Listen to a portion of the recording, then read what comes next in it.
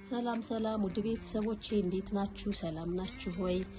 ዛሬ እንግዲህ ላሳያችሁ የፈለኩትኝ አንዳንድ አካባቢዎች ላይ የሚዘወተር ከቆሎ ከንፍሮ ጋር የሚበላ የኑግ ልጥልጥ ነው። አብረን እንድንሰራ የፈለኩ እሱን አብረን እናያለን።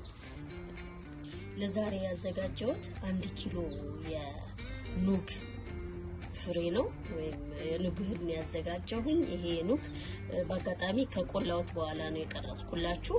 በጣም እሳት ሳይገባው መቆላት አለበት። እሱን ቆልቻለሁኝ። የተወሰነ ድንብላል አስገብቻለሁ ለቴስቱ።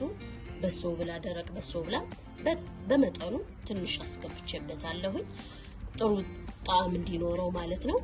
ሌላ ጨው እንዲሁ እናንተ እንደ ፍላጎታችሁ ጨው መጨመር አለባችሁ። ግን ትንሽ ጨው ገነን እንዳይልባችሁ መጠኑን አነስ ብታረጉት መልካም ነው።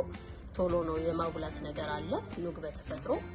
ሌላ ደግሞ ያው እንደ ፍላጎታችሁ ቢሆንም ስኳር አቅርቤ ያለሁኝ ይሄንን ስኳር አካትትበታለሁ።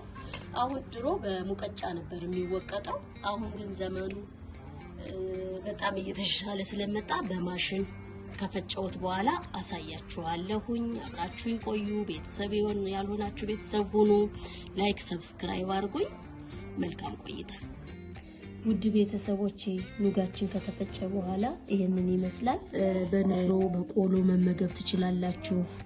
መቅመስ ከፈለጋችሁ ደግሞ አዘጋጅታችሁ ብትቀምሱት በጣም አሪፍ ቴስት የምታገኙ ይመስለኛል። ተጠቀሙበት። ቤተሰብ ያልሆናችሁ ቤተሰብ ሁሉ ሰብስክራይብ አድርጉኝ፣ አበረታቱኝ። አመሰግናለሁኝ። ወዳችኋለሁ። ቻው